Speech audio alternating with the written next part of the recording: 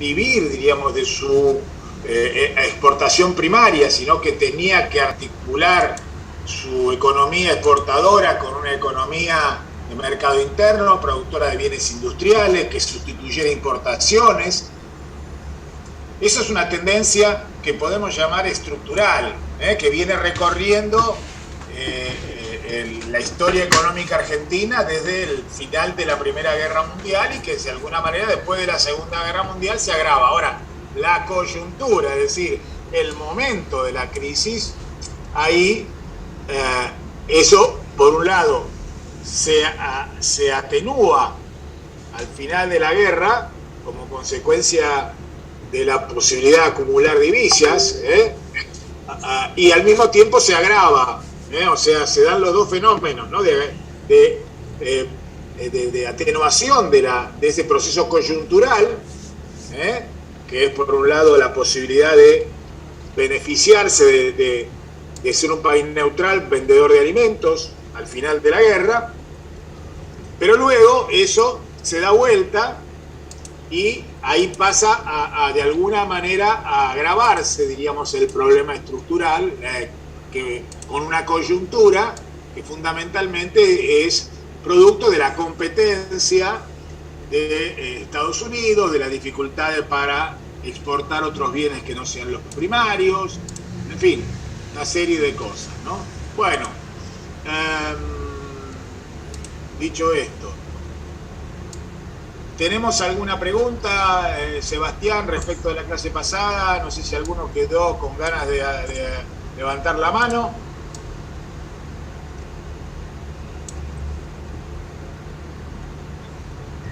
No, profe, yo quería hacer una pregunta con respecto al parcial. Quería saber cómo iba a ser la metodología, cómo íbamos a hacerse, los personamientos antes. Bueno, la metodología es básicamente un parcial que incluye preguntas objetivas con preguntas de desarrollo, ¿sí?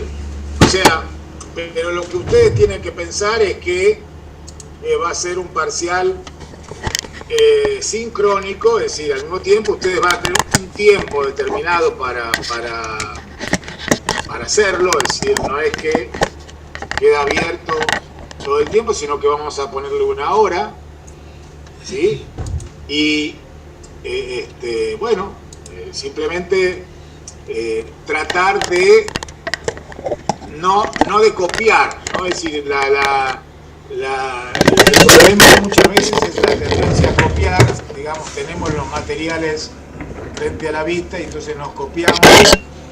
Justamente, yo diría, de eso no se trata, digamos, de saber, nosotros sabemos que ustedes saben leer y escribir, pero acá lo que tenemos que hacer es otra cosa, es de alguna manera aprender, ¿no? Aprender con una sola E y aprender con dos E con H en el medio, que alude a esta capacidad de tomar los conceptos, ¿sí? Que de alguna manera aprender es a aprender, ¿no? Bueno, ¿querés, Sebastián? ¿Querés agregar algo más? No, bueno, brevemente, alguna reflexión respecto de lo pasado. Y algo con lo que yo había cerrado la clase el otro día. Lo que tenemos que tener en cuenta al llegar a este momento, a fines de los años 40, a la crisis, es que el sector productivo, digamos, a grandes rasgos, haciendo una generalización muy burda, estaba dividida en dos sectores. Un agro, que genera las ventas, pero no genera puestos. Que mátalo una lista. ¿Cómo? Hay un micrófono abierto, sí. Sí. Tenemos un agro que es el que genera divisas, pero que ya no genera puestos de trabajo como en el pasado, y tenemos una industria que no genera divisas porque no es competitiva, pero sí genera puestos de trabajo, y como esa industria produce bienes de consumo final, porque el objetivo es sustituir importaciones para vender en el mercado interno, pero sin embargo hay mucho de lo que necesita para producir esos bienes, que lo necesita importar de afuera y necesita divisas, y las divisas se obtienen del agro. Entonces ahora cuando lleguemos a la crisis del del 49, vamos justamente a ver qué pasa, digamos, con esa dinámica entre ambos sectores. Hasta ese momento, la industria básicamente se podía capitalizar. Y una de las razones por las cuales, digamos, se pudo llevar adelante esta política expansiva, de salarios altos y demás, fue por el buen funcionamiento del sector externo. Ahora, en 1949, la mano cambia. Y vamos a ver qué pasa con eso. Bueno, en realidad, digamos que el sector externo, de alguna manera, se fueron consumiendo las divisas, ¿no? Fueron consumiendo las divisas y eso va a ser, a ver que no estoy pudiendo entrar, a ver si los puedo dejar entrar. Tenía...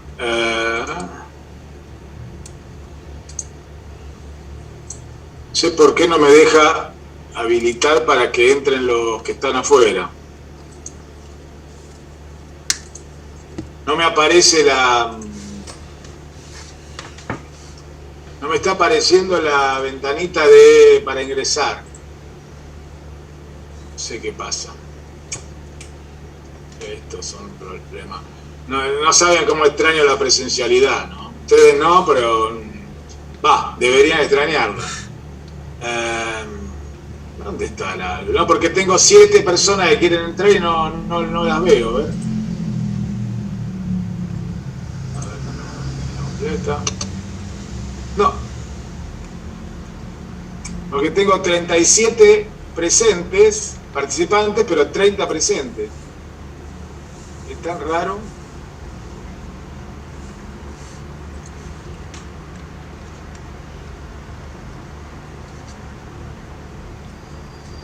Acá está. Claro, cuando uno empieza...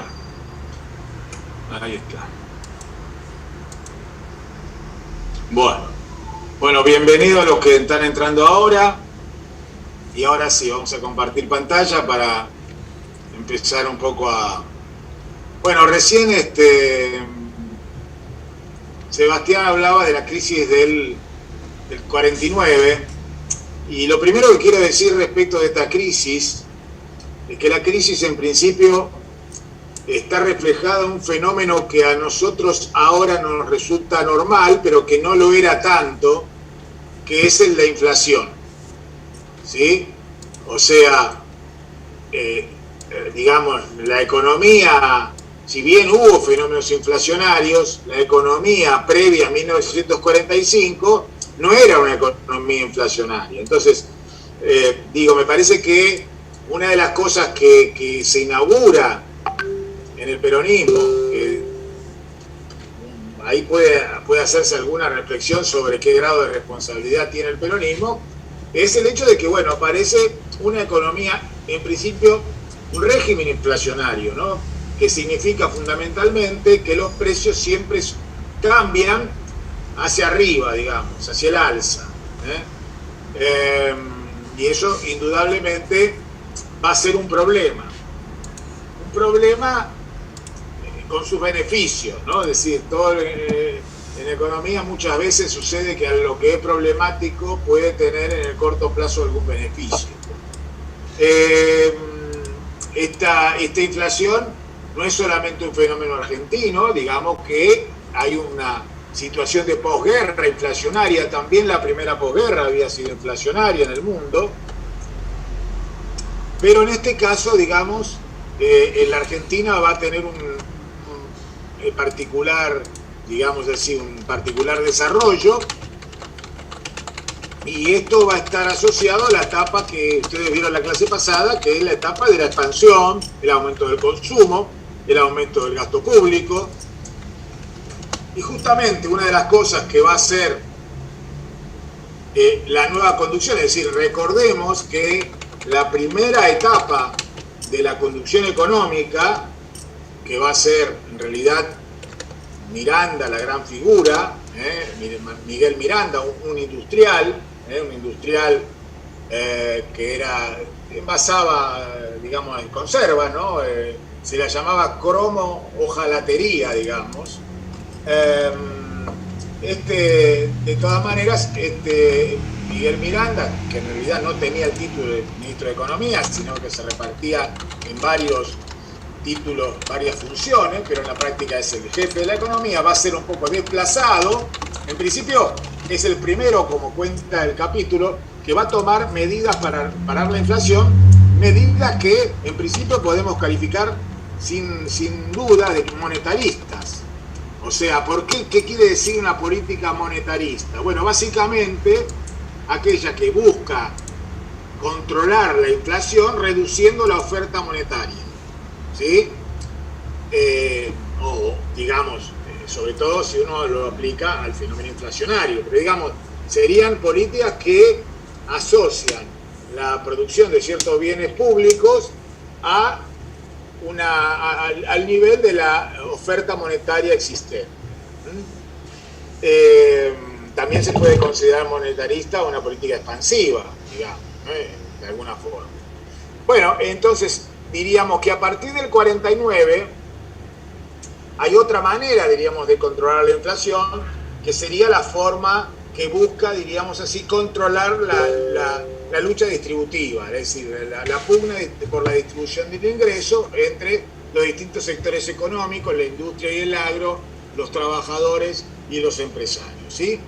Bueno, pero una de las primeras cosas que se advierte, y esto muestra lo que podemos llamar una actitud no dogmática del peronismo, una cierta capacidad que tiene el régimen o el gobierno peronista para adaptarse, que empieza a plantear entonces una reducción del déficit fiscal por medio veamos que una cosa es la reducción del déficit y otra cosa es la reducción del gasto, ¿no? Son dos cosas distintas. Esa es la discusión que hay en la actualidad entre el ministro de Economía y la vicepresidenta de la Nación, ¿no? Esa es esa discusión. El déficit fiscal es el balance entre gastos y ingresos, ¿no? Y el gasto, por supuesto, es lo que gasta, ¿no? El gasto. Perdón, la discusión es entre reducción del déficit o reducción, sí, de los gastos públicos, ¿no? Pero además otra de las políticas que empiezan a advertirse es la racionalización del crédito, es decir, una de las cuestiones que habían caracterizado, esto lo tienen que haber visto ustedes cuando se habla de la reforma bancaria de 1946. Recuerden que a partir, que es una reforma que se hace antes que asuma Perón la presidencia. Antes que asuma Perón la presidencia, se hace esa reforma que básicamente implica una estatización del Banco Central de la República Argentina y la nacionalización, que era una entidad estatal pero autárquica, y al mismo tiempo lo que se llama la nacionalización de los depósitos, que hacen de los bancos privados, públicos o estatales, que hacen de los bancos particulares, de los bancos comerciales, que hacen agencias, digamos así, o gente del Banco Central, ¿no?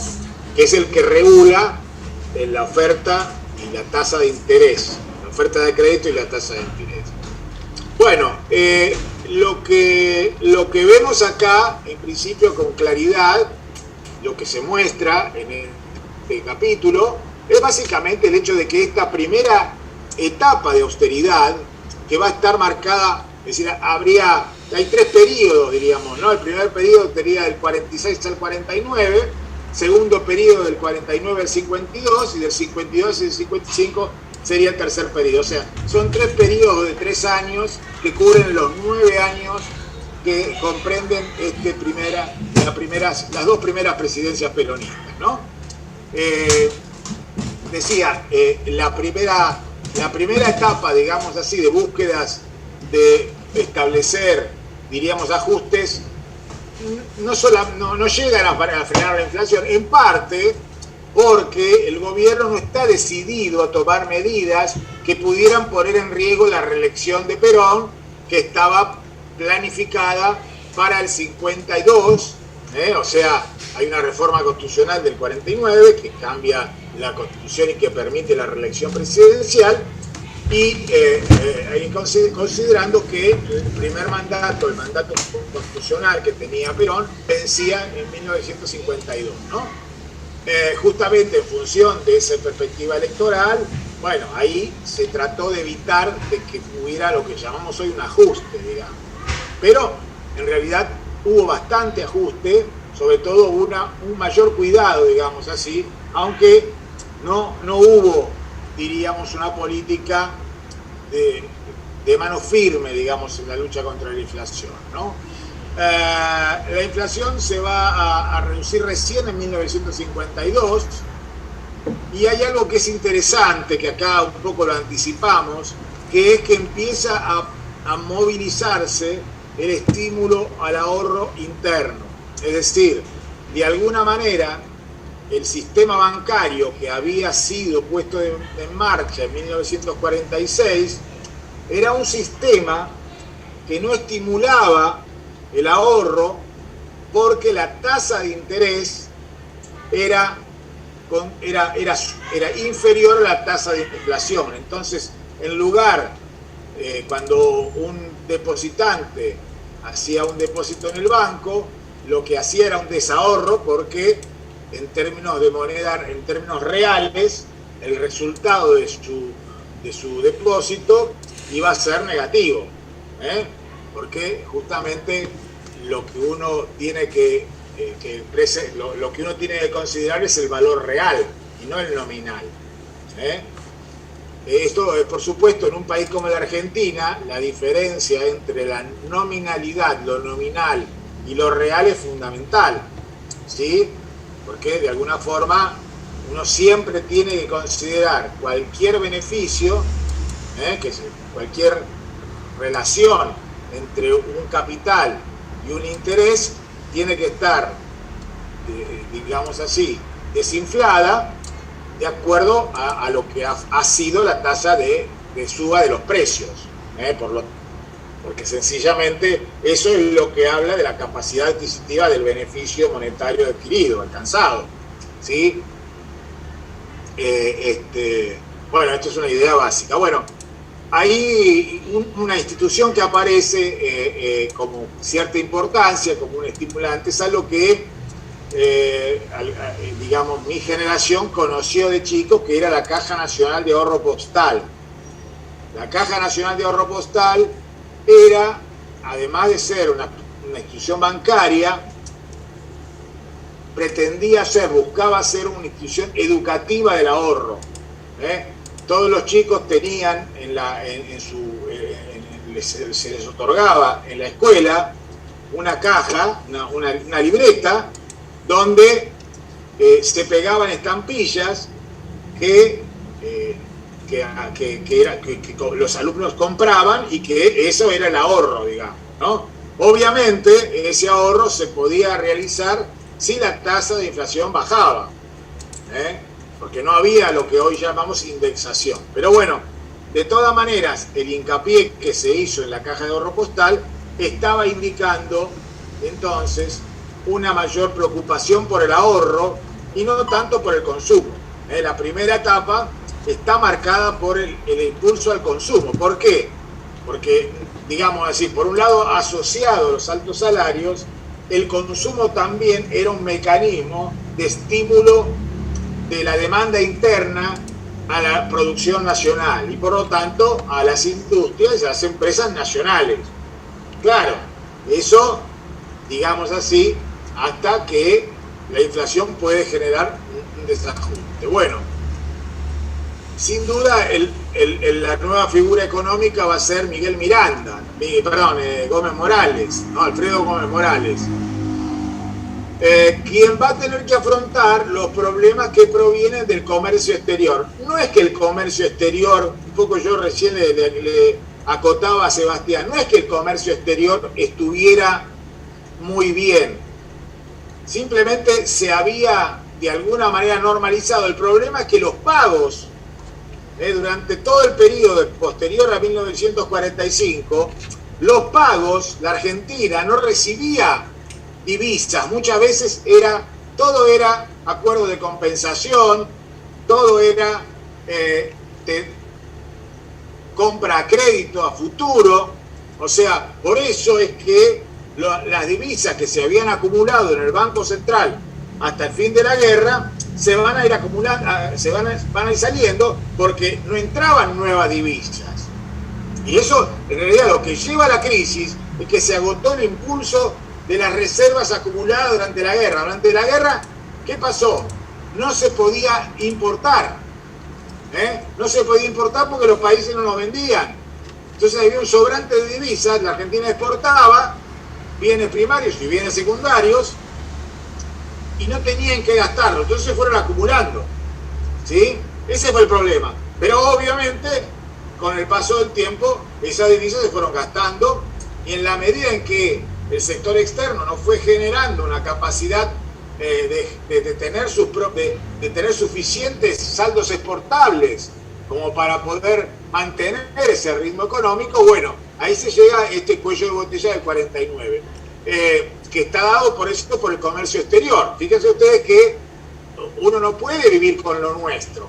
Muchas veces se ha planteado eso de vivamos con lo nuestro. El problema es que como la producción nacional tiene altos componentes importados, el país no puede vivir con lo nuestro porque para poder importar hay que tener divisas y hay que exportar, y por lo tanto siempre hay una relación con el exterior muy importante, a pesar de que lo que podemos llamar la suma de exportaciones e importaciones había bajado como un porcentaje del Producto Bruto Interno, ¿sí? Bueno, dicho esto, entonces ahí tenemos el caso del Plan Marshall. El Plan Marshall es un plan que se lanza en Europa a partir del año 47 y que va a financiar las compras de los países europeos de alimentos para recuperar sus economías que todavía no habían podido poner en marcha su aparato productivo de alimentos. Entonces, para evitar de que se mueran de hambre y sobre todo pensando en la existencia de un movimiento comunista importantísimo en Europa Occidental, o sea, países que eran aliados de los Estados Unidos lanza el Plan Marshall, que es un plan, te repito, de financiamiento de alimentos, que terminó siendo fundamentalmente un mecanismo de financiamiento al propio agro norteamericano, a pesar de que se esperaba de que ese financiamiento pudiera llevar a exportaciones de productos alimenticios no norteamericanos, ¿no? Hay otros elementos que también explican esta coyuntura que lleva a la crisis del 49, que es la sequía, ¿no? Es un periodo entre el año 1949 y 1951 de gran sequía que en las condiciones productivas del país, del agro de aquella época, o sea, con un bajo nivel de tecnificación, esa sequía va a afectar severamente el sector productivo. Acá, bueno, aparece entonces esta idea de esta coyuntura, Plan Marshall, sequías, se va a converger con una tendencia descendente de las exportaciones argentinas que ya venía desde la crisis del 30 o desde la década del 20 inclusive, ¿no?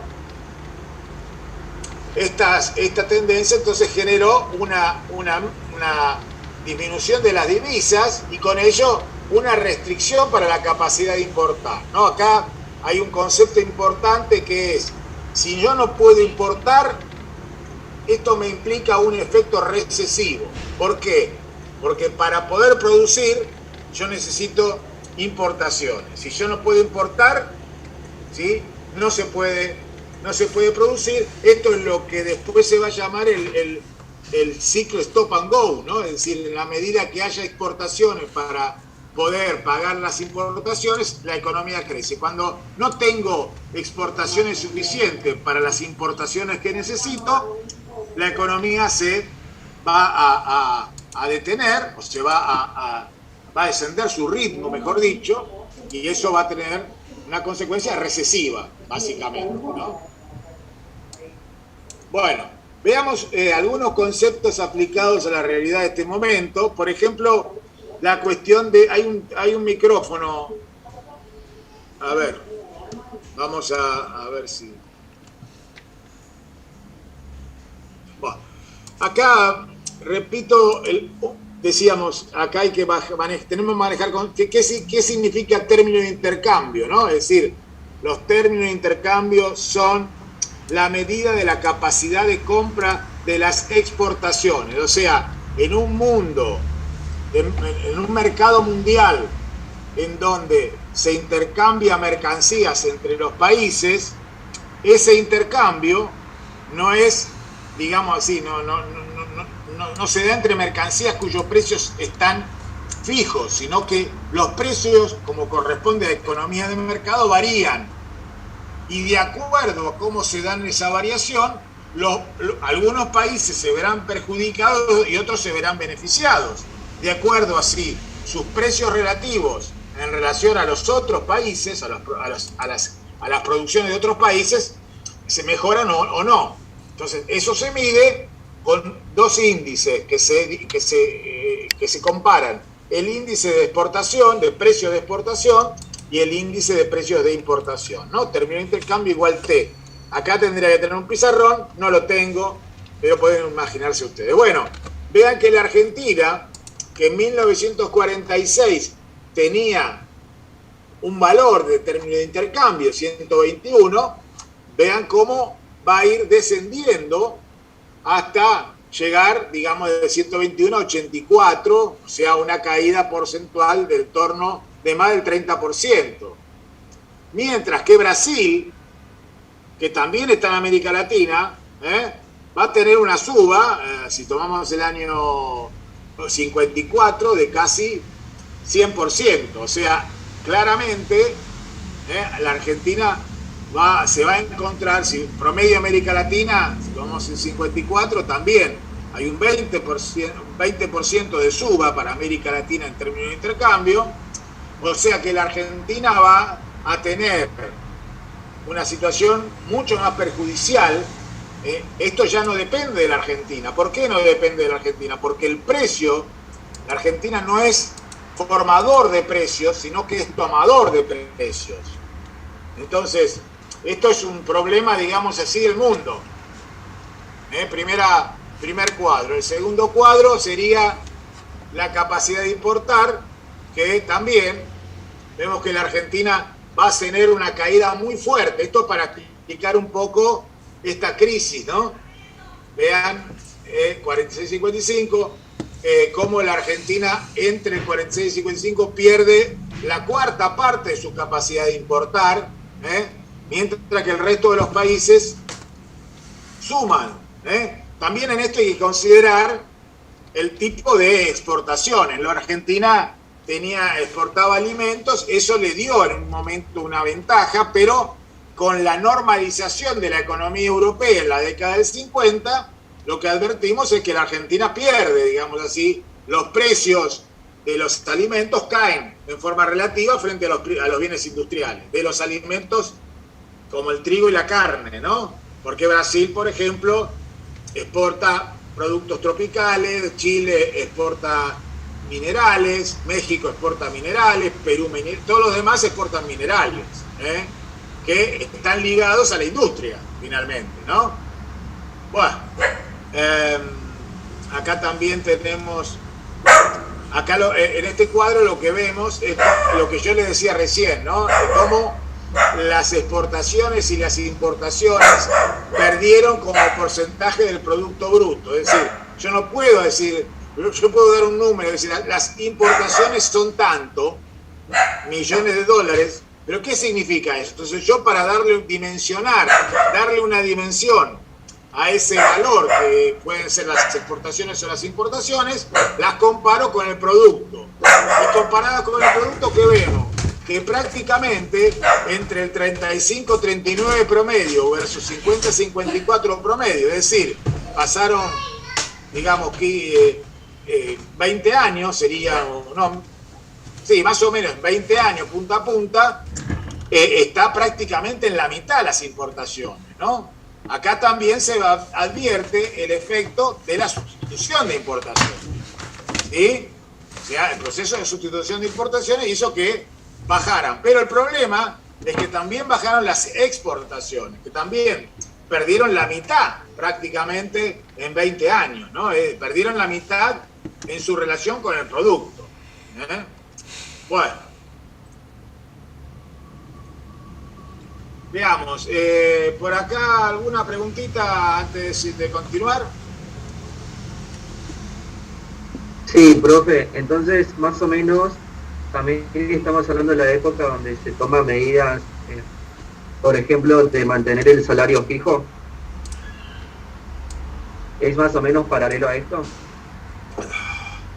Mirá, a ver, en lo que estamos hablando recién, de lo que estamos hablando recién, es de la macroeconomía, ¿no? En principio, estamos hablando de las cuestiones monetarias, que es lo que hace la inflación, estamos hablando del comercio exterior, todavía no nos metimos en esa cuestión, que de alguna manera, parte de la inflación, esto sería una discusión también de tipo teórica, pero parte de la inflación tenía relación con que los salarios aumentaban, el aumento de salarios se transfería a los precios y el aumento de precios tenía que, llevaba al aumento de salario. Eso es lo que se llama la puja distributiva.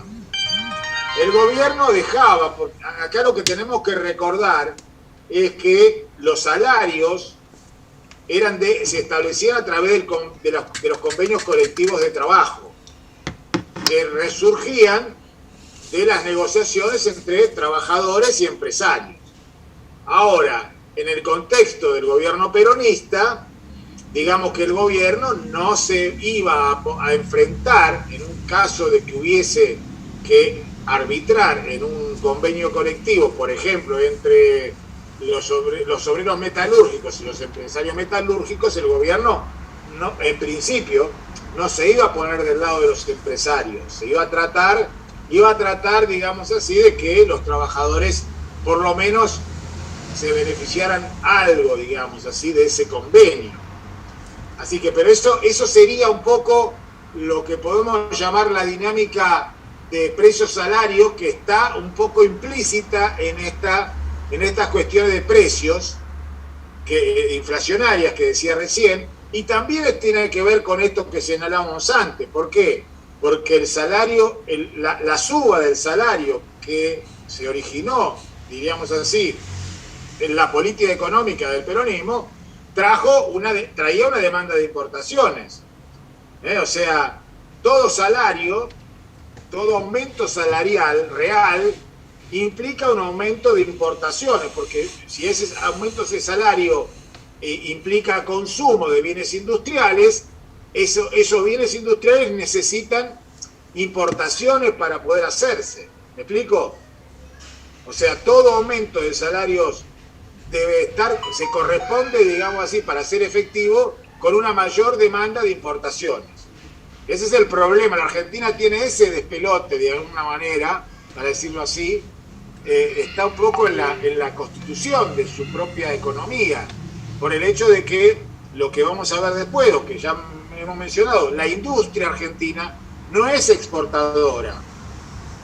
Entonces, al no ser exportadora, todos los dólares, mejor dicho, las divisas provienen de las exportaciones primarias. ¿Sí? No sé si se entendió a la persona que preguntó lo que quise decir, pero igual vamos a referirnos después a este tema.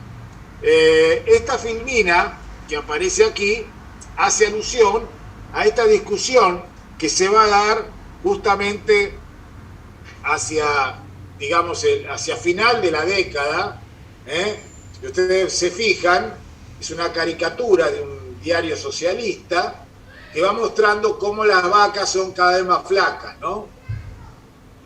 La vaca del 47 era una vaca gorda, o sea, esa metáfora tan característica, ¿no?, de las vacas flacas, relacionándolo con la época de escasez, en un país como la Argentina, que es un país ganadero, ¿no? Es decir, ya prácticamente nosotros son esos términos que uno ya no los incorpora sin beneficio de inventario, o sea, uno lo dice y ya le da un contenido per se, independientemente de su significado real, digamos, directo, lo que quiere decir esas palabras. Pero bueno, alude sin duda a la condición ganadera de la Argentina, ¿no? Bueno, justamente esta escasez de exportaciones, que de alguna manera se alude, porque las exportaciones no son solamente un problema de la demanda, sino también, y acá me corrijo un poco si di a entender una cosa distinta, que no es solamente que había precios menos beneficiosos, sino que además había un problema que es los saldos exportables también habían bajado, por esto que habíamos dicho, de la sequía y el consumo interno de alimentos. Por esa razón, digamos, aunque los precios internacionales hubiesen sido mejores, la Argentina no tenía sobrante de exportación por encima de su consumo para poder destinar a los mercados internacionales, ¿no?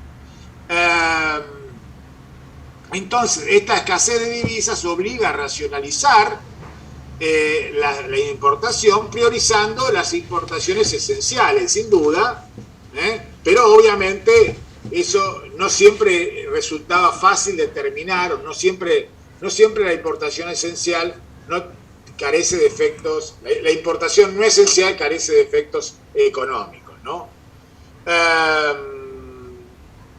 Vean ustedes que en el 48 lo que podría ser reducido era solamente el 30% correspondiente a esos bienes de consumo, ¿sí? Bueno, pasemos a la próxima.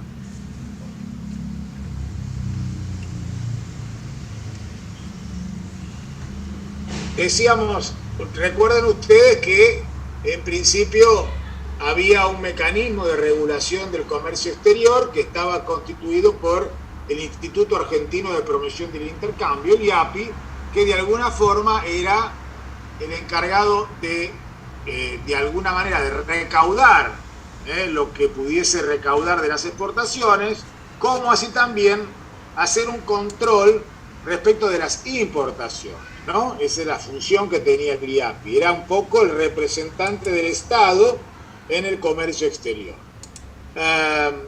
Acá aparecen entonces las limitaciones, esto lo hemos dicho, hay un sesgo mercado internista de la industria, esto es lo que decimos recién, y además había otro tema que el gobierno va a tener después del 49, que sí hubo una devaluación, después del 49 el gobierno se va a negar a devaluar la moneda, a producir una devaluación de la moneda nacional, por el hecho de que cuando se produce una revalorización de la moneda extranjera, hay también un aumento correlativo de los bienes, de los alimentos, que son básicamente exportaciones, ¿no? Es decir, en la Argentina este problema que decíamos antes está dado por el carácter de las exportaciones argentinas, que son alimentos, ¿no? Exportamos lo que comemos, como se dice siempre, y esto va a ser una traba muy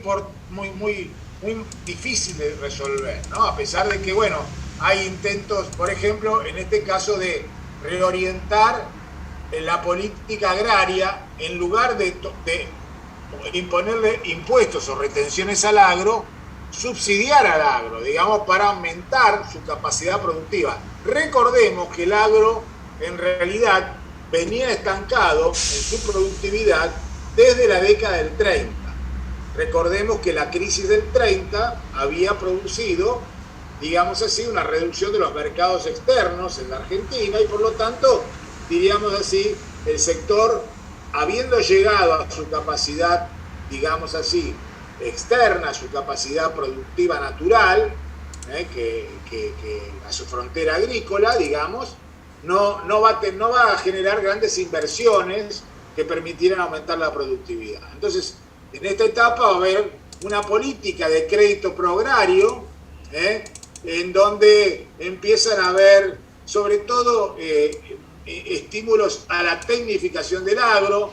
En alguna medida también vamos a ver que existen algunos desarrollos en maquinaria agrícola, que van a ser significativos. Empieza un poco toda esta revolución agrícola. Argentina va a tener una revolución agrícola fenomenal a partir de los mediados de la década del 50, que todavía se arrastra hasta hoy. Es decir, la Argentina, de alguna manera, abandonó, digamos, el modelo agroexportador, pero tras abandonar el modelo agroexportador, se va a dar un fenómeno de modernización y de tecnificación agraria que hace que el agro argentino, que tiene poca capacidad de generar empleo, poca capacidad, el agro no tiene capacidad de generar empleo, pero sí podemos decir que genera producción, y con altos niveles de productividad, que está en lo que llamamos la frontera tecnológica, ¿sí? Está dentro de los top de la tecnología agraria mundial.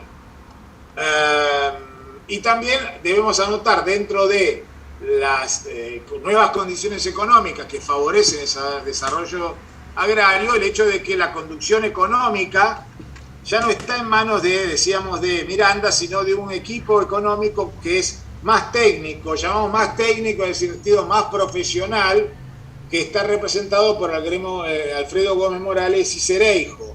Alfredo Gómez Morales, mientras que Miranda había pertenecido era un empresario, pertenecía a lo que podemos llamar la burguesía nacional, un empresario mediano. Gómez Morales era un funcionario del Banco Central, y como tal había tenido relación con Prebisch, a quien intenta seducir para venir a la Argentina después de que Prebisch fue muy maltratado por el peronismo, ¿no? Se lo echó del Banco Central, etcétera, ¿no? A ver, no sé, Sebastián. Sí, a ver, ¿querés que siga con la filmina siguiente? No, te pregunto si querés agregar algo más. Yo sí, sigo.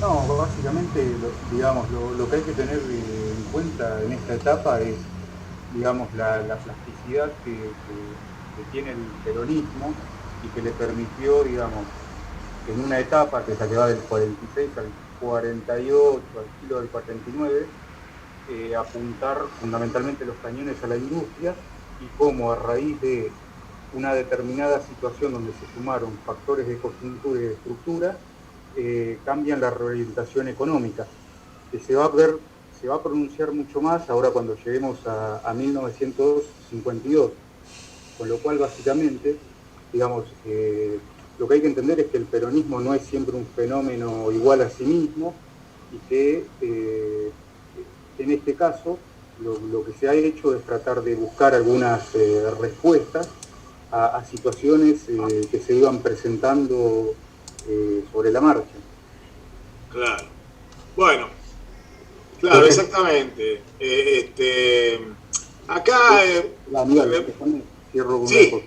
Sí. Porque básicamente existe, digamos, una suerte de idea muy instalada con el peronismo, que básicamente significa el peronismo gasto, derroche, industria, y acá nos encontramos de que, si bien obviamente el sesgo industrial que podríamos llamar este modelo no se va a poder revertir, digamos, de hecho no se va a hacer, es algo que ya está instalado, es un dato de la realidad.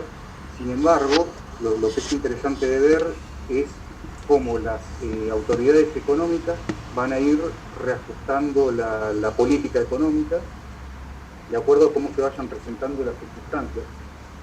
Y eso, vuelvo a remarcarlo, marca mucho, o dice mucho de lo pragmático y la plasticidad que el peronismo tiene como fenómeno. Pero es un movimiento político que acá, bueno, lo estamos viendo desde el costado económico, pero que tiene mucha capacidad de resiliencia, y en este caso se están dando algunas respuestas.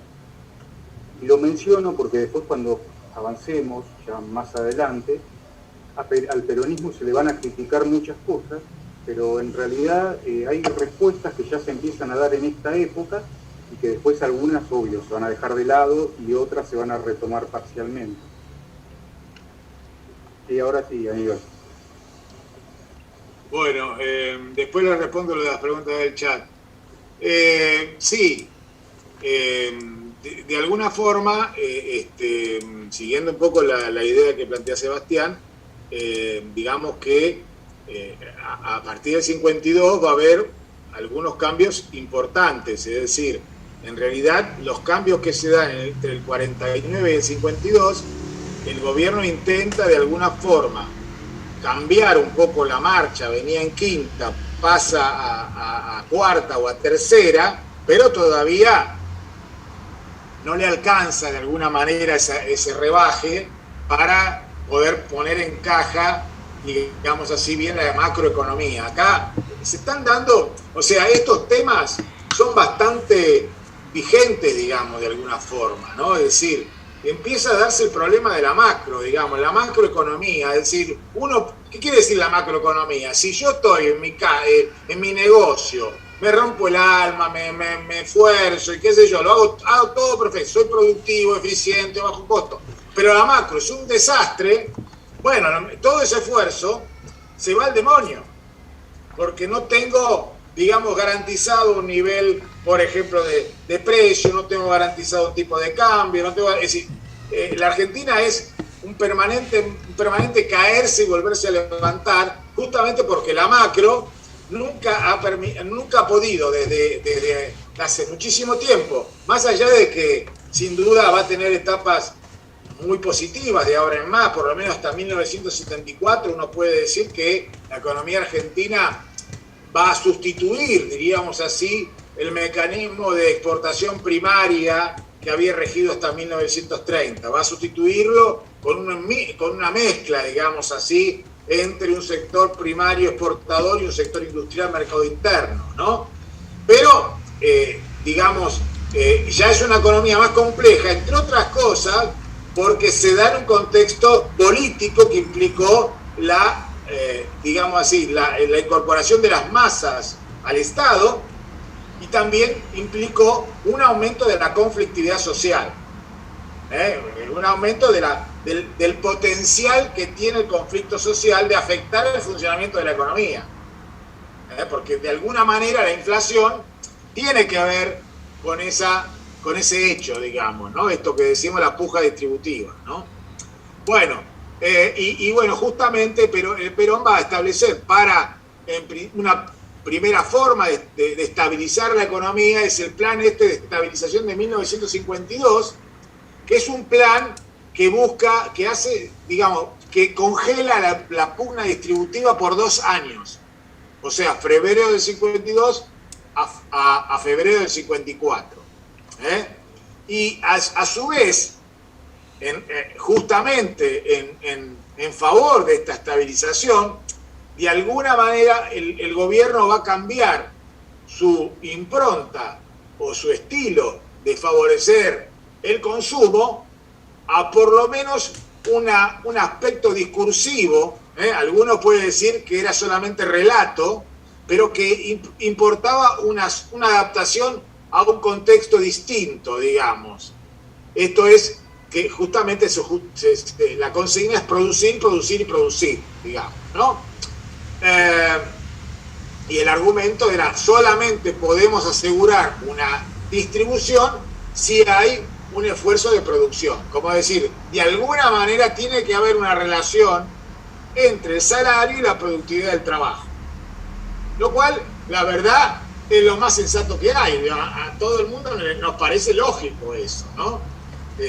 Más allá de que los sindicatos en general siempre se han opuesto a todo lo que significa salario por productividad, porque de alguna manera eso implica desconocer, digamos así, la solidaridad corporativa. Digamos, el ascensorista va a ganar igual que el tipo que está en la producción, ¿sí? Bueno, esta política de estabilización también se ve acompañada de otros aspectos que continúan: la austeridad fiscal, la reducción de los gastos, sobre todo gastos de capital. ¿Qué quiere decir gastos de capital? ¿No? Gastos de inversión, gastos de obras públicas, pero se mantienen los gastos corrientes, que son los gastos en personal, ¿sí? Y un aspecto significativo que va a aparecer es el hecho de que hay un aumento de los impuestos directos. Esto también tiene que ver con el cuadro que mostramos antes de la reducción de las importaciones en relación al Producto Bruto. Es decir, en la medida en que necesariamente cae la recaudación de impuestos a la importación por baja de las importaciones, ahí empieza a haber nuevos mecanismos de ingresos, como pueden ser los impuestos directos. Otro que aparece acá en el segundo recuadrito es el que está determinado por las cajas previsionales. Esto debe ser explicado, es decir, el gobierno peronista va a poner en marcha la jubilación obligatoria, es decir, la jubilación de los empleados, de los asalariados, había sido intentada en la década del 20 y había sido rechazada tanto por empresarios como por trabajadores. En este caso, el gobierno impuso la jubilación, que en principio parece ser obviamente un derecho de los trabajadores activos a que cuando pasan a ser pasivos reciban un haber, pero bueno, eso había estado en el mar, en una cierta duda, digamos así. Esto también tenía que ver con el hecho de que la perspectiva de vida era mucho menor. La gente se moría mucho más temprano. Entonces se decía, bueno, te vas a jubilar a los 60 años, y ellos les parecía que le estaban... me hacen un descuento hoy para recibir un haber cuando tenga 60 años. Y el tipo dice, yo no voy a vivir cuando tenga 60 años. ¿Quién me dice que voy a vivir cuando tenga 60 años? ¿No? Así que bueno, pero en la práctica, esta imposición, que cambió un poco esta mentalidad, va a significar un ingreso para el Estado. Si bien las cajas previsionales son autónomas, el Estado le va a colocar títulos. Un mecanismo muy típico, o sea, de alguna manera, por medios indirectos, se queda con los fondos previsionales, porque básicamente las cajas tenían ingresos, pero no tenían derechohabientes, o sea, no tenían jubilados. No se había establecido todavía el régimen. Entonces es una especie de impuesto, ¿no? Bueno, acá está mencionado lo que decíamos antes, ataque a la puja distributiva. Y el otro aspecto importante entonces es los intentos de aumentar la productividad, lo que decimos recién, y el ahorro de divisas. Finalmente vemos que esta política va a tener resultados positivos. En el 52 la inflación todavía fue del 38% anual, una barbaridad para la época, una barbaridad, pero en el 53 bajó al 4%. Vean ustedes qué extraordinario, ¿no? Y en el 54 es 3.8%. En el 55 es un poco más, pero no mucho más. O sea que uno puede decir que este plan tuvo éxito. ¿Y esto bajo qué procedimientos? El acuerdo de precios y salarios. Ok. Ahora, hay que reconocer que este mecanismo no es operativo siempre, ¿no? Porque si uno dijera, bueno, hagamos un acuerdo de precios y salarios, bueno, una cosa es 52 y otra cosa 2021. No, el tiempo no pasó en vano, ¿no? Eso quiero decirlo antes que cualquiera haga una... O sea, me parece que es un mecanismo que hay que tener en cuenta, pero repito, no siempre es fácil. Se intentó muchas veces volver a aplicar este mecanismo, y hay que recordar que en este caso se trataba de un gobierno que tenía un ascendiente especial sobre los trabajadores y un Estado que tenía un control de la economía, de una economía mucho más simple que de lo que es hoy, de lo que va a ser después. Entonces hay que también tener en cuenta ese hecho. Bueno, pero vale la pena marcar. Pasamos entonces acá al siguiente. Bueno, el otro gran componente de esta nueva etapa va a estar dado por el segundo plan quinquenal. El segundo plan quinquenal, en realidad, es primero un mecanismo de movilización social y política de la población en torno a los objetivos económicos que se plantea el gobierno, ¿no?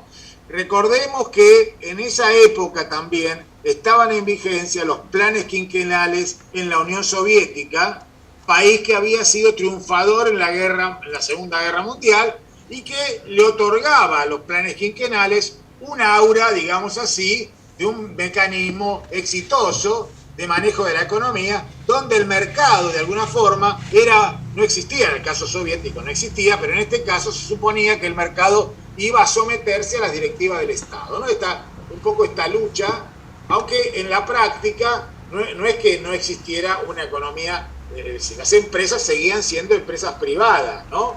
Pero en principio el plan quinquenal, digamos así, buscaba establecer metas macroeconómicas y sobre todo se planteaba generar instrumentos de estímulo a la inversión, siguiendo dentro de la lógica del ahorro, la reserva de divisas y el aumento de la productividad. Si bien podemos decir que algunas de sus medidas, muchas de sus medidas no se cumplieron, por ejemplo el estímulo a la industria pesada, ¿no? Es decir, se suponía que como la industria de consumo, la industria liviana, debía estimularse la industria, digamos, llamada pesada, que es la industria productora de bienes intermedios, acero, petroquímica, ¿sí? Química, soda solvay, o sea, los grandes insumos de la industria que requieren unidades macroeconómicas indivisibles, ¿no? De tamaño considerable. Yo no puedo armar una fábrica, un alto horno, una acería, un alto horno productor de acero, no puedo armarlo en el corralón de una casa, digamos. Tiene que tener una magnitud muy importante e implica, por supuesto, una inversión que solamente se puede recuperar en largo plazo. Bueno, ya durante, en la época de Perón, se crea una empresa que se llama Sociedad Mixta Siderúrgica Argentina, que no se puso en marcha, quedó en ley, había sido propiciada por el general Manuel Savio, que es considerado el padre de la siderurgia argentina. Pero de todas maneras, dentro de los objetivos planteados por el segundo plan quinquenal, estaba lo de la producción agraria, aunque que no se cumplieron totalmente, pero tuvo un desempeño bastante significativo, ¿no?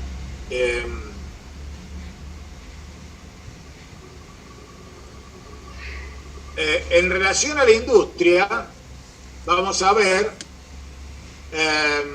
que empieza de alguna manera Profe, Sí. te iba a preguntar algo, no lo dice en la filmina anterior, pero ¿se le quita poder al IAPI? No, el IAPI, digamos, deja de cumplir la función originaria.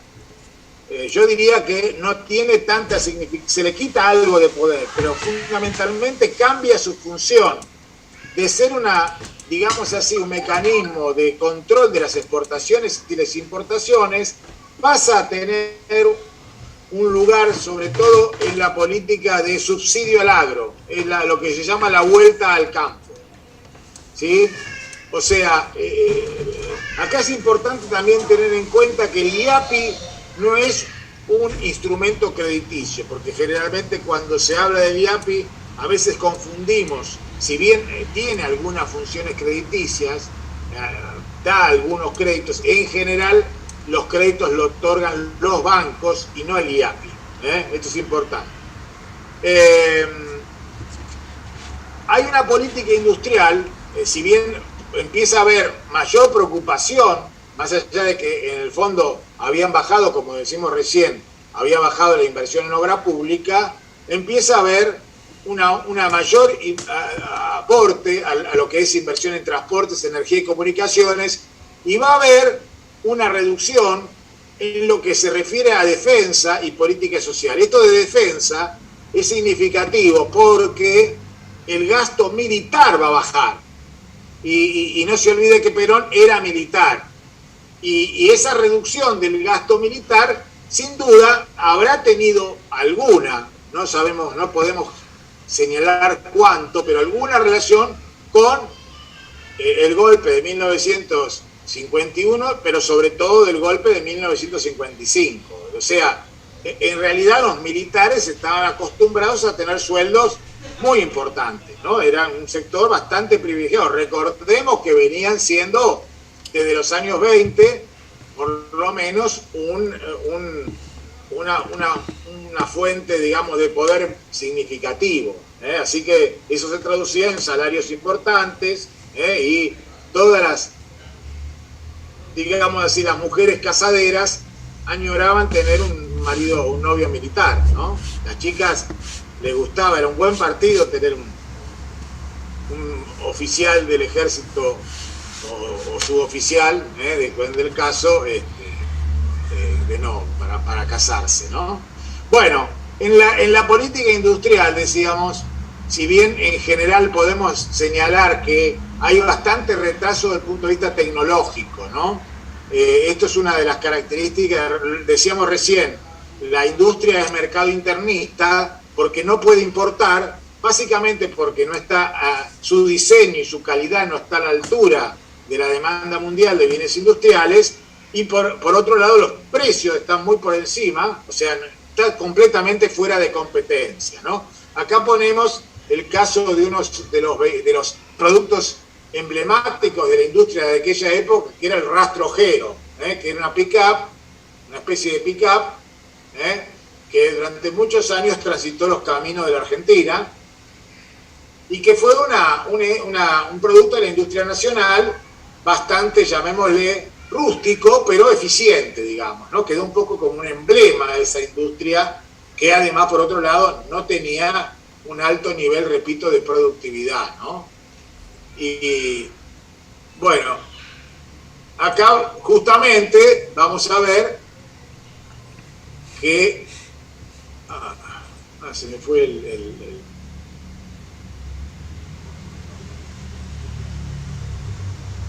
Bueno, decíamos, hay un cambio de política económica muy importante, que es dada a partir del 53, el cambio en relación a las inversiones extranjeras, ¿no? Es decir, recuerden que cuando el gobierno peronista, Perón llegó a la presidencia en una campaña cuyo lema era Braden o Perón. ¿Quién era Braden? El embajador de Estados Unidos en la Argentina, un embajador que en realidad fue bastante brutal en su manifestación en favor de la oposición, digamos, ¿no? Un poco considerando a Perón continuador de la política exterior del gobierno militar, se lo acusaba de connivencia con la Alemania nazi, que acababa de ser derrotada en la guerra.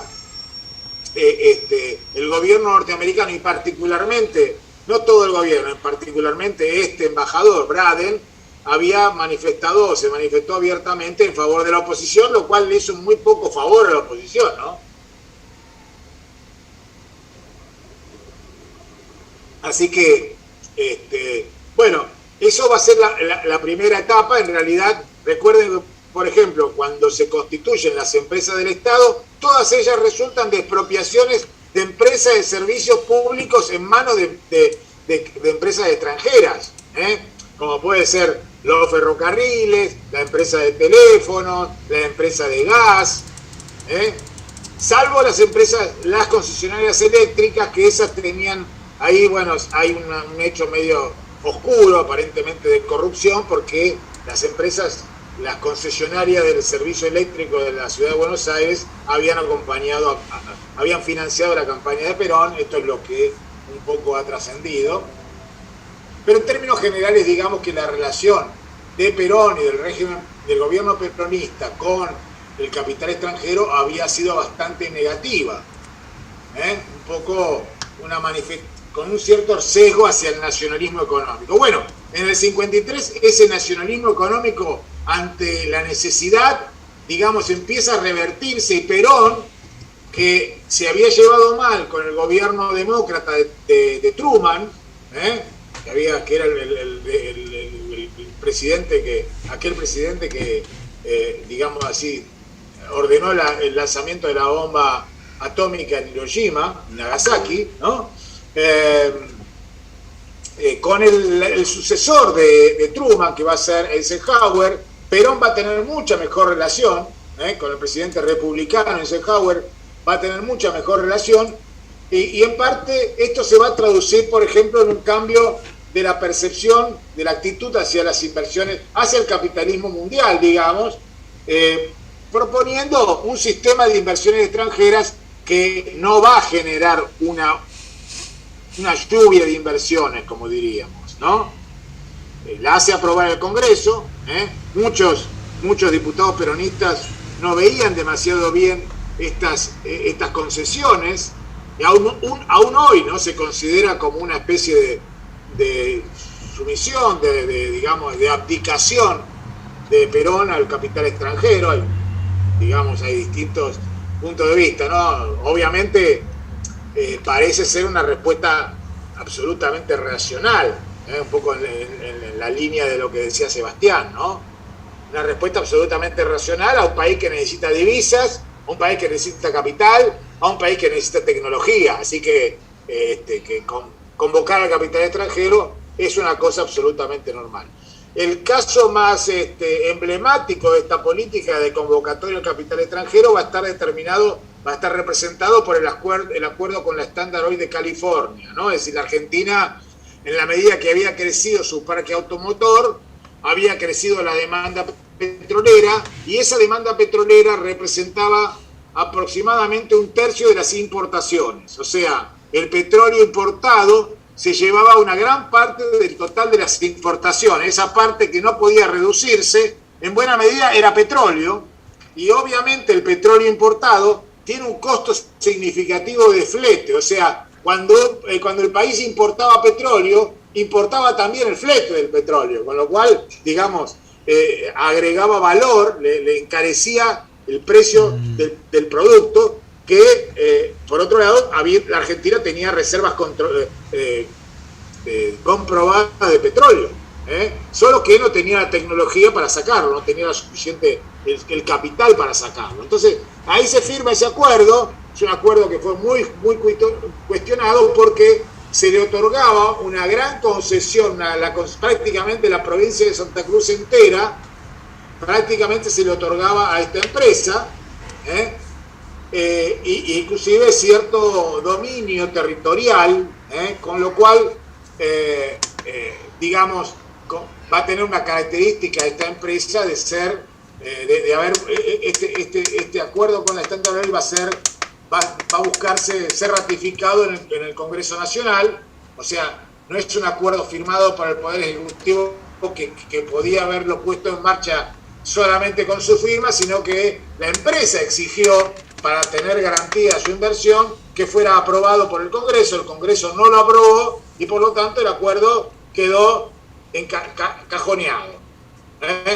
Pero bueno, generó una importante discusión. La oposición acusó a Perón, que había sido siempre un nacionalista petrolero, un nacionalista, digamos, defensor del petróleo y por supuesto defensor de la industria nacional y opuesto al capital extranjero, etcétera, lo ve como una especie de traición. La oposición, que algunos podían tener alguna posición nacionalista, utiliza un poco todo esto como parte de la crítica a Perón, y lamentablemente, digo, en cierto sentido, se pierde una iniciativa que fue bastante positiva, que fue el Congreso de la Productividad, que se da antes de la caída de marzo del 55. Se va a buscar que, con la misma lógica del plan de emergencia del 54, acá puse diciembre, no, febrero, acá me equivoqué. El plan de emergencia había vencido en febrero del 54, y entonces, de alguna manera, para continuar con el espíritu de ese plan de emergencia, se convoca el Congreso de Productividad, que lo que buscaba era mejorar, aumentar la eficiencia. De alguna manera, decía, un poco dentro de la lógica, para poder sostener los mayores ingresos, aumentemos la productividad, para que la demanda generada por los aumentos salariales tenga una contrapartida en la oferta. Y bueno, acá se va a reunir este Congreso en marzo del 55, donde aparece una figura que vamos a mencionar más adelante, que se llamó José Bergelbart, un empresario de origen judeo-polaco, que tenía 37 años en aquel momento, y que representaba una entidad que congregaba en ese momento, pasó a congregar a las entidades empresarias, que algo así como el equivalente empresario de la CGT. Entonces, un poco las dos manos, ¿no? La CGT y la CG, un poco acá en esta estampita que está acá, que vemos, esta sería una foto del Congreso, está Perón en el medio y los distintos representantes, Gómez Morales, Gelbard, y veamos que el Congreso Nacional de la Productividad y el Bienestar Social, productividad y bienestar social, ¿no? O sea, como que la productividad y bienestar social son dos conceptos que estarían asociados, y acá aparecen dándose la mano, ¿ven? En esta estampita aparecen dándose la mano, un poco reflejando. Pero, bueno, siempre se da se subraya la paradoja de que esta política que podemos llamar tendiente a ser más racional, a equilibrar un poco, a buscar equilibrar los desequilibrios heredados de la etapa anterior, del 46-49, esta política estuvo acompañada de una política institucional bastante menos racional, de confrontación con la Iglesia. Recordemos que la Iglesia había sido uno de los principales sostenes de la fórmula presidencial de Perón-Quijano en 1946, y que por lo tanto era prácticamente parte constitutiva del peronismo.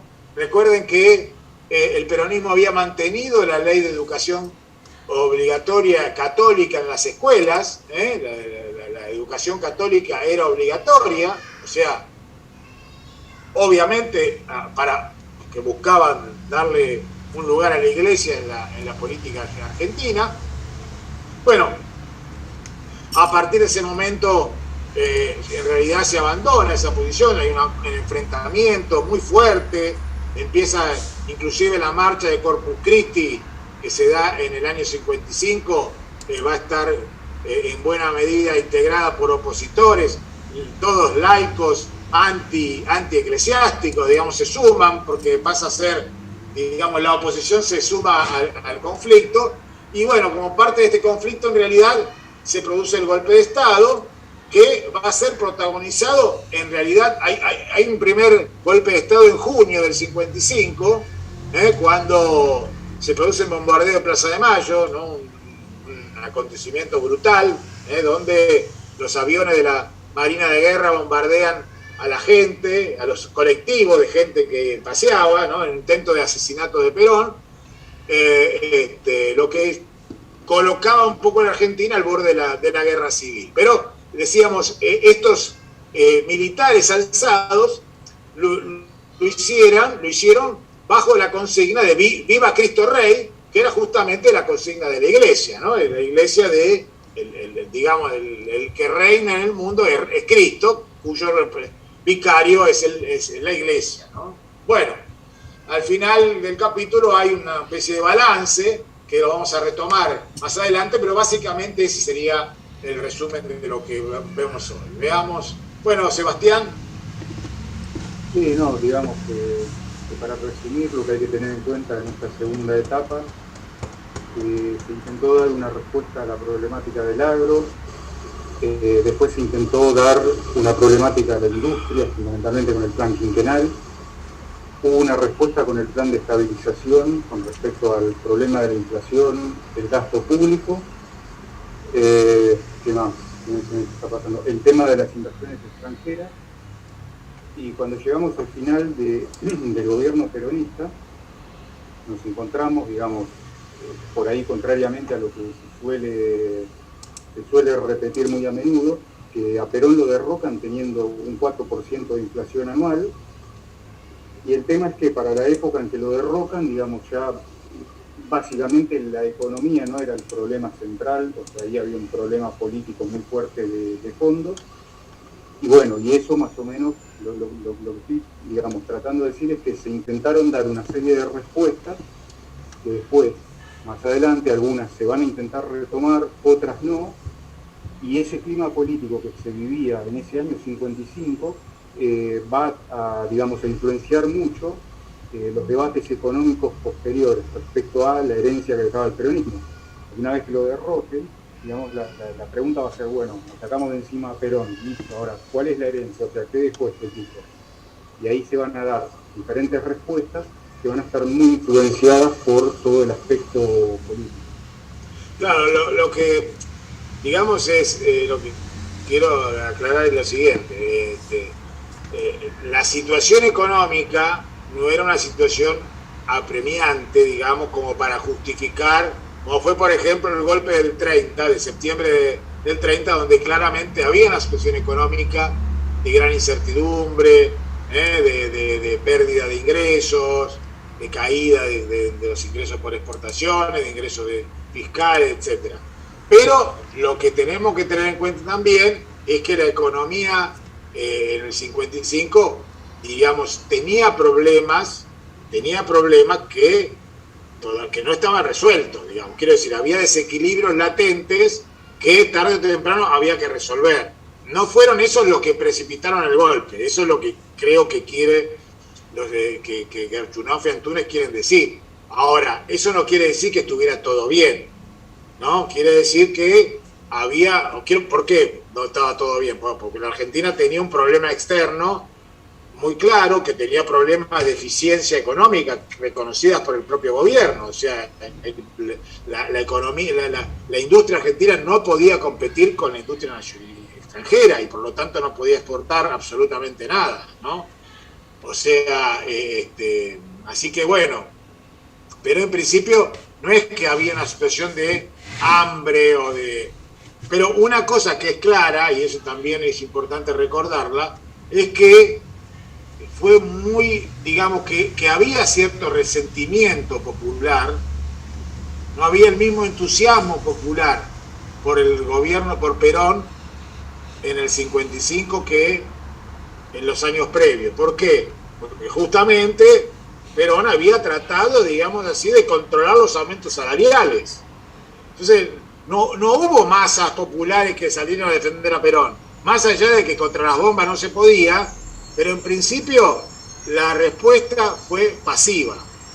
Después apareció la resistencia peronista, que tenía además otras características. Pero en principio, digamos, el pueblo no salió a la calle a defenderlo a Perón.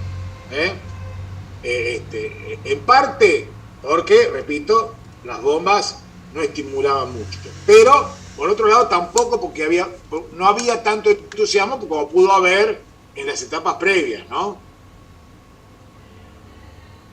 Bueno. Te hago una consulta. Sí. Uno de los chicos que preguntó cómo es el tema de los certificados de estudio. No, el certificado... pregunté yo, disculpen. No, Agustín, no hay problema, está perfecto. No, los certificados se envían a través del mail. Campus. Del campus.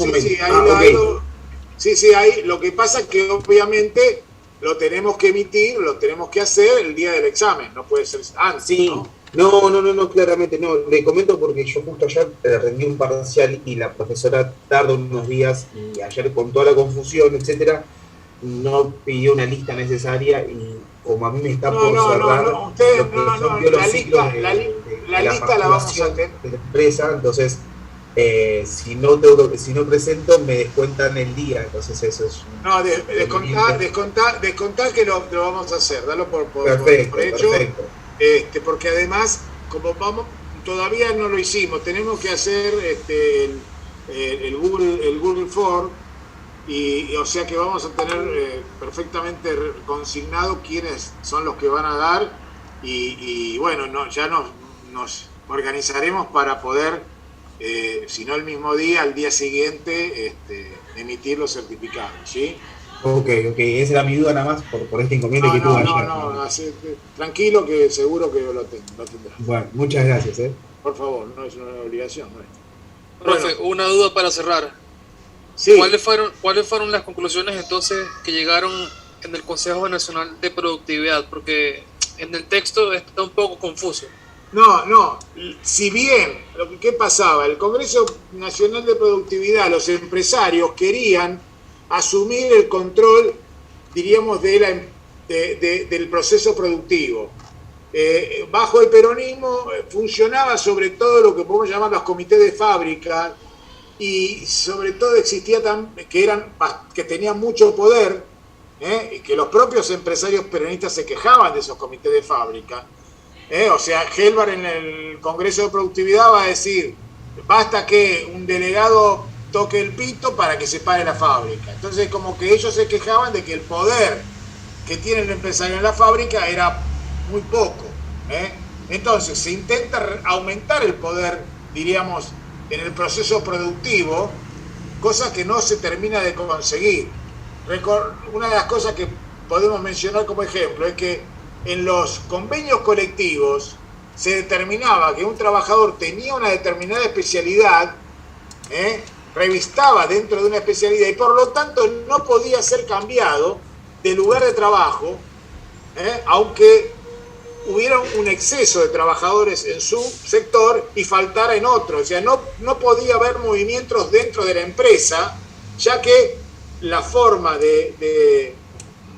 digamos así, la manera en que estaban incorporados dependían de su especialidad. Es como si vos estabas en una oficina A y ahí digamos, hay exceso de trabajadores, no podés pasar a la oficina B porque vos tenés una categoría que te asigna en la oficina A, ¿se entiende? Entonces, ese tipo de cosas los sindicatos van a tratar de defender.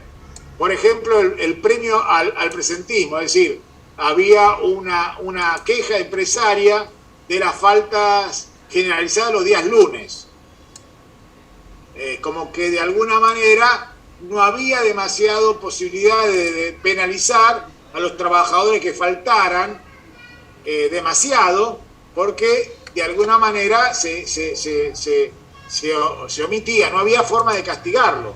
Entonces, bueno, eso se llama el San Lunes. Cosas que uno imagina que siempre habrán existido. Entonces, ese tipo si bien hubo algunas demandas de los empresarios que se acordaron, en la práctica, que básicamente era eso, conseguir que los empresarios aumentaran la productividad, mejoraran la capacidad que tenían de gerenciar la empresa y la fábrica para aumentar la eficiencia del trabajo. Eso en gran medida no se consiguió, aunque se empezó a conseguir. Tampoco no hubo demasiado tiempo. Recuerden que en marzo del 55 ya en junio ya había mucho conflicto político y en junio se da el primer intento de golpe de Estado, o sea, 90 días después. ¿Sí? Entonces, como que en ese contexto en otro contexto Perón seguramente habría estado dispuesto a presionar a los sindicatos para que aceptaran las demandas de los empresarios, pero en el contexto de debilidad política en que se encontraba, Perón no quiso hacer eso. ¿Se entiende? O sea, que fue un congreso que señala un poco la senda que dice Sebastián, o sea, un peronismo que busca de alguna forma cambiar alguna de sus bases, de las bases políticas en lo que se había sustentado, de la política económica y social en la que se había basado, había querido cambiar y en realidad se queda medio que mitad de camino por su debilidad política. Perfecto, profe. Gracias. No, por favor. Profe, le hago una consulta, Sí. me mareé un poco. ¿El plan de estabilización es el mismo que el plan de emergencia? Sí. Ah, ahí está. Sí, el plan de emergencia del 52 es un plan de estabilización, pero se llama plan de emergencia. Lo que pasa es que ahí la palabra estabilización quiere decir contrario a la inflación, antiinflacionario. Estabilizar es retornar a una situación anterior, digamos, de mayor tranquilidad económica, digamos, ¿no? Claro, el plan de emergencia sería como el gobierno se lo indica al pueblo, por eso el congelamiento de salario, ¿no? Sí. ¿Puede ser? Sí, también se lo dio como el nombre de plan de estabilización, pero es plan de emergencia de febrero del 52. Claro, porque tenía la misma característica, entonces yo me había confundido en ese sentido. Es el mismo. Es el mismo, claro, perfecto, muchas gracias. Es el mismo, no sé si sí. mal. No, es el mismo, gracias. Lo que pasa es que después hubo otros planes de estabilización. Sí. El del 59, el 67, por eso. Los planes hay que identificarlos con los años, con claridad, ¿no? Sí, perfecto, gracias. nada. Bueno, entonces la próxima clase, que sería el viernes, que es de repaso, yo les aconsejo que lean, porque si no, ¿qué vamos a repasar? O sea, digamos, el repaso se hace en base a las preguntas de los alumnos. Si el alumno no pregunta, no hay repaso. ¿Se entiende? O sea, porque la clase consiste en sacarse las dudas. O sea, primero,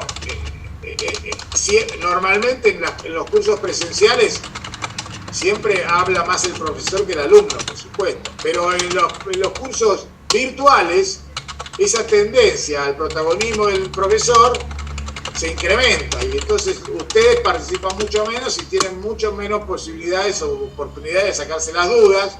La gente, algunos de ustedes levantan la mano para preguntar, pero muchos no le da miedo, son tímidos o qué sé yo, pero no, entonces se quedan con las dudas. Entonces la cosa es sacarse las dudas. Ahora, si ustedes no traen las preguntas, no traen la inquietud, digamos, uno no tiene que explicar, uno no sabe qué es lo que no saben. Entonces los que tienen que manifestar, lo que tienen que decirnos qué es lo que no entienden son ustedes, qué es lo que les genera preocupación, qué es lo que no está del todo claro, ¿sí? Profe, ¿Okay? Sí. Profe, una última consulta. ¿Es válido de que el viernes no quiera entrar a la clase y en vez de eso me pongo a leer el material? ¿No pasa nada? Es una opción. Es una opción. Okay. Yo no la aconsejaría, porque a mí me parece que esto es así. Es lo que llamamos enseñanza-aprendizaje. La enseñanza surge de la interacción. Por eso yo considero que la virtualidad en esta instancia es negativa. Por lo tanto, yo creo que es mucho más útil 2 horas de diálogo con el profesor que 2 horas leyendo. Esa es mi opinión. Okay. ¿No? Eso es lo que ahora seguramente nadie te va a ir a buscar con una ordenanza o con la policía para obligarte a encender la cámara, ¿no?